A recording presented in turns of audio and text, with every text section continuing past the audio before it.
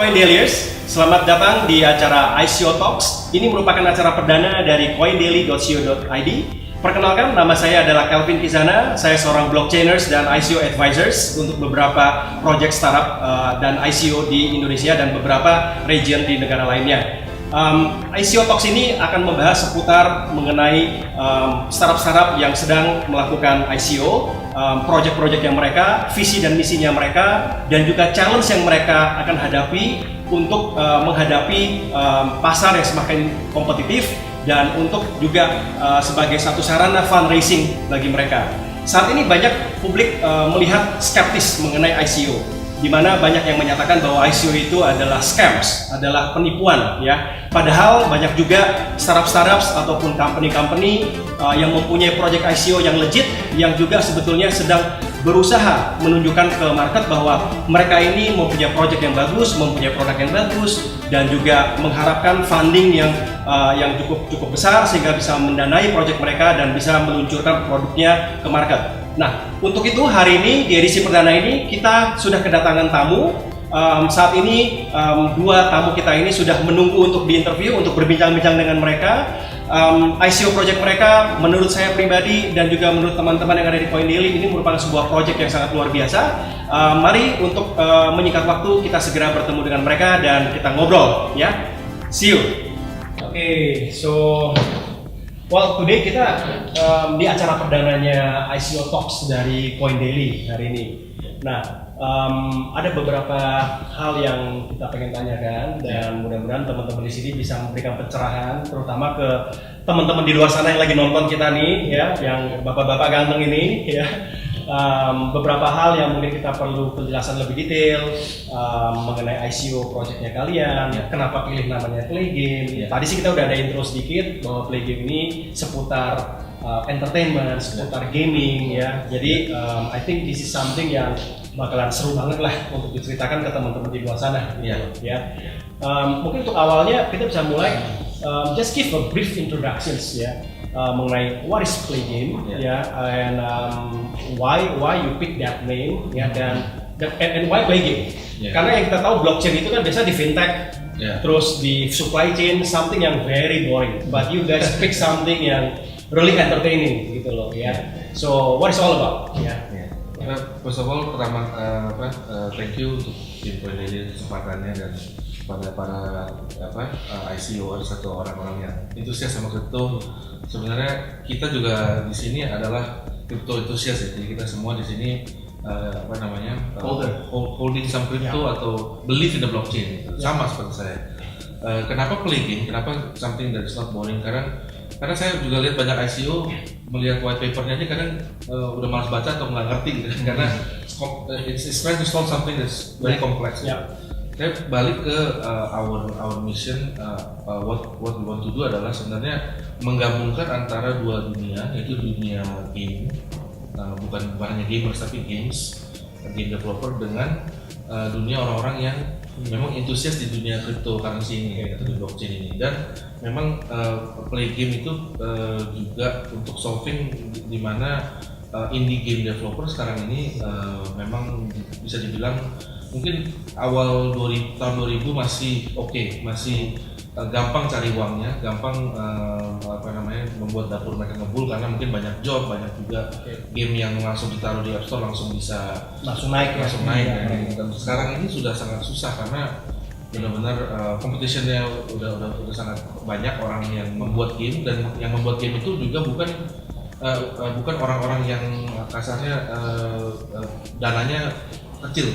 Mereka tuh perusahaan besar, fortune companies, dan bahkan companies sudah IPO segala macam. Jadi untuk indie game dev masuk ke ranah itu udah sangat sulit untuk kasarnya mencari uang. Ini hanya di market Indonesia aja yang memang sulit masuk ke market itu atau globally? Globally. Oke. Jadi Playgame very simple, kita ingin menjadi satu tempat di mana crypto holders atau crypto enthusiast bisa main game. Kasarnya ada satu crypto arcade. Bayangkan kalau di Indonesia time zone kali ya. Time zone. Sebut merek sorry nih, tapi ya seperti itu, di mana kita beli token untuk memenangkan banyak token lagi. Oke, kayak mesin yang kita masukin satu koin terus keluarnya tiket-tiket yang banyak itu, gitu. Yes. Terus kita bisa redeem for something gitu ya. Oke, Kan kita beli tokennya itu yang tiket-tiketnya itu adalah token yang kita menangin gitu ya. Seperti itu. Nah, lalu untuk game developernya dia punya satu tempat baru selain yang udah existing kayak Steam lah, kayak App Store atau Google Play. Dia punya satu tempat baru untuk mencari uang atau membuat double market pool di play game ini. Oke. Jadi in short sebetulnya play game is like a marketplace yang aggregating all the game developers, terutama awal ini dari teman-teman dari developer game Indonesia dulu, sehingga masuk ke marketplace ini, which is like a Steam-nya Indonesia, tapi dengan crypto. Betul. Oke, that's interesting. Dengan blockchain teknologi, jadi lebih transparan, lebih cepat juga dan bisa cash out-nya maksudnya. Kalau menangnya 10 token ya benar-benar 10 token gitu. Betul. Gak ada yang tipu-tipuan lah di sana gitu. Jadi kenapa nama play game? Karena memang very short, very easy to remember dan beruntung sekali kita dapat. Ya namanya sih keren banget. Kita dapat .com-nya juga ya. Jadi play game-nya mahal sekali ya, .com-nya. Iya, lumayan. Ya saya makanya sempat nggak punya rumah nggak. Sampai jual rumah ya. Beruntung kita bisa melakukan itu early days dan akhirnya sekarang terpakai.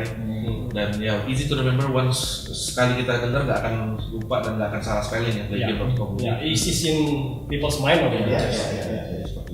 Oke, nice. Nah, mungkin ada pertanyaan lain yang agak menggelitik dari saya ya. Kalau kita tahu kan startup sekarang ini kan banyak kan kalau mereka fundraising itu kan via VC, ya kan, atau mungkin lewat private equity sales lah atau whatever it is ya, yang traditional way. Ya. ICO ini kan baru mulai tahun lalu kan mulai booming nih. Orang ngomongin ICO dan semua orang mata gelap, ICO dapat duitnya gampang banget ya. Gampang banget nih, gila nih, gue cuma modal white paper doang, modal deck doang, ada website, tempelin semua foto-foto founder sama tim, I get 10 million US dollar at instance gitu loh. So first my question adalah why ICO? Kenapa nggak melalui jalur fundraising yang selama ini sudah dilakukan? Kenapa ICO? That's number one. Number two, is that so easy to raise fund through ICO? So I think ini juga untuk teman-teman yang kebetulan nanti pemirsa misalnya dari teman-teman startup tercerahkan gitu loh bahwa bener susah, apa gampang, atau gimana gitu loh. So, what do you think guys? Ya, untuk jawab pertanyaan nomor 2, easy sih enggak, definitely enggak gitu loh. Karena ini kita nyiapinnya juga udah setahun gitu, dan nyari orang yang tepat untuk execute, jadi benar-benar secara proses sama nggak jauh beda kok dibanding sama traditional fundraising, cuman bedanya lebih ke dan menjawab pertanyaan pertama ya, first and foremost control. Jadi kelebihan utamanya ICO dibandingin traditional fundraise itu adalah kita tetap keep 100% of control. Gitu. Dan enaknya juga dari sisi VC-nya itu adalah likuiditas dari fund-nya. Jadi benar-benar begitu udah di exchange, mereka bisa cash out as soon as possible. Dan ini unprecedented. Gitu. Kita juga ngomong sama beberapa VC kita, kan ada VC juga yang back kita, mereka senang banget di sini. Karena mereka bilang, ya biasanya kan butuh 2 tahun, 4 tahun, 7 tahun. Sampai startupnya growing ya kan, baru bisa exit, bisa di round berikutnya gitu loh. Tapi ini benar-benar dalam 1 tahun udah liquid. Gitu. Dan so far pengalaman mereka cukup bagus. Jadinya win-win solution for the both of us. Gitu. We want control yang lebih enak, gitu kan, lebih freedom, to do whatever we want. Dan visinya mau likuiditas yang lebih cepat. Gitu. Pertanyaan berikutnya, nanti platform ini, play game ini kalau udah jadi, kan semua lagi persiapan nih ya, lagi mau fundraise. Kira-kira ada berapa banyak publisher yang udah bergabung dalam platform kalian? Nah, kita masih dalam tahap ngobrol sama beberapa, ada beberapa yang udah join tapi kita masih belum bisa bilang gitu. Tapi lebih exciting. Gitu. Mungkin nama besar mungkin. Iya, nanti kita akan announce besar. Enggak dari game-game katalognya dari pasti lah. Which is like you have like 40-50 games already. 50 game udah masuk lah ya di dalamnya ya. Mungkin ada beberapa sih, saya mungkin bisa sebutkan kayak saya udah ngobrol dengan Agate. Ya itu ada top gamers, top developer games ya. Agate, lalu Constant pasti karena ya I'm basically still the majority shareholder. Oke. Lalu juga apa namanya si Adit itu Npixel. Npixel itu juga mereka adalah game dev yang benar-benar kalau kita ketemu mereka ya passionate banget. Bisa dilihat dari matanya kalau kita ngomong tentang game dia langsung nasional. Dia banyak bikin ini kan HTML5 games. Exactly. Ya. Dan platform kita memang HTML5 sangat cocok banget. Oke. Jadi very happy to have them juga. Mereka tuh benar-benar antusias tapi ya gitu selama ini not so well rewarded menurut saya. Dia underserved ya. Jadi kayak banyak hal banyak yang seharusnya mereka tuh sekarang udah bisa make a company itu kayaknya masih apa namanya karena marketnya kurang bagus dan karena itu jadi masih. Nah, kalau kita bicara sekarang balik ke ICO project yang sedang berjalan, kalian sudah mulai private sale, pre-sale, schedule-nya kapan sih nanti untuk public sales-nya? Ya. Memang dari white paper agak sedikit 1 bulan delay karena memang lagi bulan Ramadan dan Lebaran juga kita nggak mau clash sama public holiday karena disitulah orang-orang yang butuh duit ya kita di situ orang butuh duit kita cari duit kan nggak kena itu jadi kita akan coba mulai tapi private sale sudah mulai sejak Mei dan sampai sekarang private sale juga sudah dimulai. Nah jadinya untuk website kita sekarang sudah bisa langsung playgame.com playgame.com langsung dan di sana ada mailing list, di join aja nanti kita akan kasih info lanjut bagi orang-orang yang mau. Rencananya adalah mungkin Juli awal atau sampai Juli 15 kali kita kasih satu waktu kita baru nanti akan pre-ICO. Kita bilang pre-IPO kali ya. Pre-IPO. Initial token sale. Yes. Karena kita buat poin karena token. Juli sampai Juli 15 itu kita akan confirm menggunakan platform ITS-nya Tokenomic. Langsung di sana dan setelah itu mungkin akan wrap up sekitar sebulan setengah setelah itu ya. Lalu juga setelah itu akan bekerjasama dengan Tokenomic dan Binance untuk listing juga. Oke. Untuk project-project ICO boleh dibilang kan tokennya sendiri belum mature. Pada saat terjadi seperti itu di market, how you guys to control the pricing? What is your strategy?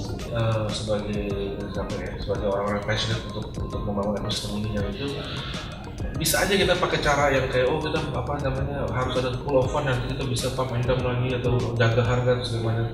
Ya itu mungkin memang harus supaya jangan terlalu drop. Cuman bagi kita sebagai company, what we want to do adalah bring value. Karena with value dan demand-nya itu akan naik. Demand to buy the coin, to hold the coin. Yang saya lihat banyak terjadi, sayang sekali banyak sekali koin yang premisnya bagus, timeline-nya bagus, tapi nggak deliver, jadi akhirnya jadi koleksi aja. Koinnya koleksi, lalu koinnya nggak listingnya nggak jelas kapan, tiba-tiba pas listing langsung orang gambar. Itu kan market pasti seperti itu. Kita remedy dengan cara ya kita benar-benar membuat produk yang bagus, produk yang orang benar-benar mau pakai dan dengan itu dia harus membeli koinnya. Contohnya misalnya tadi ada yang mention pool of price. Kita anggap misalnya kita bikin satu game. Gamenya itu mungkin karena nanti kan kita lagi ada World Cup ya, game yang related to the season ya waktu which is soccer game. Lalu ada penalty shootout game misalnya gitu. Lalu in order gamenya sama tapi kita ada different level of rules. Misalnya room yang kecil ini kita buy-in-nya itu cuma 1 PXG.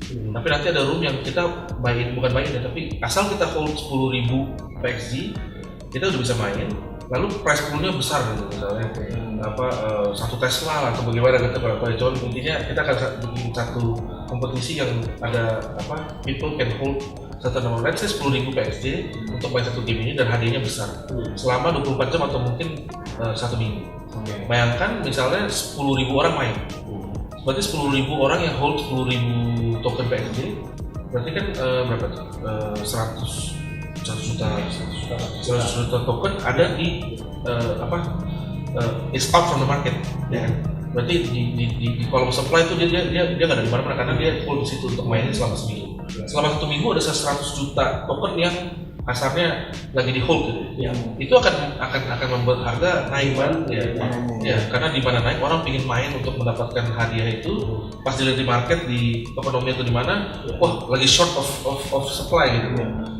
Ya kita akan berusaha seperti itu dibandingkan dengan itu goreng-goreng lah atau gimana gitu ya. Lebih membuat produk yang orang memang mau pakai.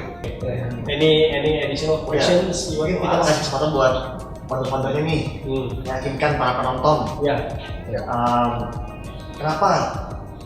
Kenapa kita harus percaya sama Play Game? Why should I invest in it? What should be dan maksudnya apa yang bisa saya yakinin gitu sebagai saya founder. Nah ini, ayo dong, gimana? Mungkin ya kita kalau melihat sebuah project nggak usah ICO lah ya, tapi investasi gitu ya. Yang saya lihat saya selalu ada beberapa checklist, apalagi untuk ICO seperti ini, ICO manapun lah sebenarnya atau fundraising project itu sebenarnya ada beberapa checklist. Ini sih ada yang sering banget ngobrol secara tim tuh apa aja sih yang harusnya checklist ini yang harus kita cek sebelum kita percaya banget sama project itu. Pertama sebenarnya at the end of the day, apakah foundernya tuh bisa deliver? Apakah foundernya tuh bukan cuma kayak saya baru lulus nih, saya baru lulus dari Universitas ABC, tapi lu pernah bikin apa? Nggak pernah. Tapi background check ya? Iya, background check. Jadi saya lihat tim kita setelah 1 tahun itu memang benar-benar kita pilih yang the best. Which is not only us the founder, saya Anton udah 9 tahun membuat membesarkan satu perusahaan namanya Touchstand dengan 50 million downloads dan ya bisa dibilang lumayan lah untuk mengharumkan sedikit nama Indonesia di dunia game. Lalu Arya dengan backgroundnya yang benar-benar UI UX yang bagus dan juga flow custom merchandise yang juga kompleks berhasil dibangun dari scratch sampai sekarang gitu ya. Dan lastly adalah kalau saya lihat banyak proyek ICO, bukan semua tapi sorry to say, bahkan white papernya aja saya nggak ngerti. Maksudnya terlalu di awang-awang ya? Iya, buat ada contohnya kayak saya pernah baca apa sih blockchain for transparency in ads, apa semua buzzword ya. Semua yang hal-hal yang kayaknya ingin supaya orang langsung throw the money gitu. Tapi menurut saya what we are trying to do very simple, very easy to understand, itu game. Game yang kita di tengah yang membantu indie game dan membantu crypto holder untuk melipat gandakan digital asset mereka. I see. Dan untuk indie game untuk mencari mata pencarian yang berbeda di alternatif. Solving the real problem. Solving the real problem for holders. Yes. Very important sih. It's very important because kalau lagi market dip kayak hari ini ya kan kayak dari sejak 2-3 hari yang lalu market merah semua. Bingung nih yang holder gue cash out atau gue tetap keep it gitu kan. Nah kalau keep it ini kalau bisa beranak lagi ada platform ini ya why not gitu kan. That's a good thing. Okay. So I think saya rasa itu aja ya. So teman-teman Koi Dailyers, jadi hari ini kita sudah bertemu dengan para pakar, para founders dari ICO startupnya mereka yang bernama Play Game. Saya rasa ini sebuah project yang bagus. Kita di Koi Daily sendiri juga percaya bahwa ini sebuah project yang of course is legit, it's not scam. Founder dari di sini semua, mereka punya background dan pengalaman baik dari teknologi, dari bisnis perspektif juga bagus sekali. So I think if you guys believe in what they have been delivered to you guys, so invest, kita support dan mudah-mudahan Play Game bisa sukses. Thank you. Sampai ketemu lagi. Terima kasih.